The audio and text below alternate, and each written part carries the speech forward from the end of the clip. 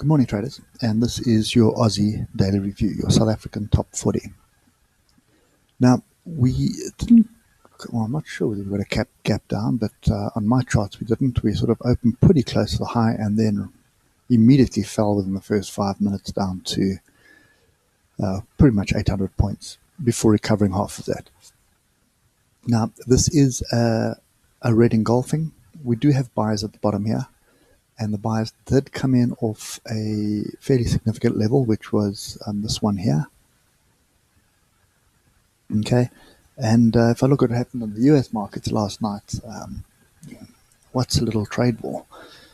Clearly, investors aren't really worried about that, as the US markets almost recovered most of their gap down that we woke up to this morning. Anyway. If we start looking at the lower time frames, these tails are still bugging me. It's still something that I'm not really interested in trading at the moment. But we have, as you can see, we had a massive engulfing and then we sort of recovered. Just ignore the tails for now. I'll show you now why. This is still GT24 with some incorrect data. So the reality is we are below the alligator. So we're below the Bill Williams alligator, and from that aspect the trend is to the downside right now on the 4 hour. We haven't quite had a retest of that alligator. I'm just going to put a level in here just to see what we do have on the lower time frames, but pretty sure that it's just going to be chaos. Okay, you can see all these tails are not correct. Okay, so this is all, I have no idea what's happening to GT24. I actually tried to trade some of these tails, like putting a short in up the top here and waiting for the tail to come up and trigger it, and it didn't trigger my order. So clearly it's something else that's happening. And then also tried to take a long at the bottom here with a target right at the top here as well, and that didn't work either. So clearly it's a system glitch of some sort, but it's not affecting trades. Okay, so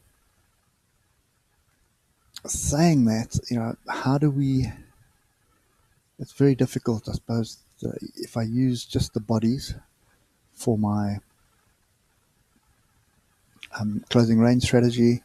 That may be an option, but what that basically means, if we just do the bodies,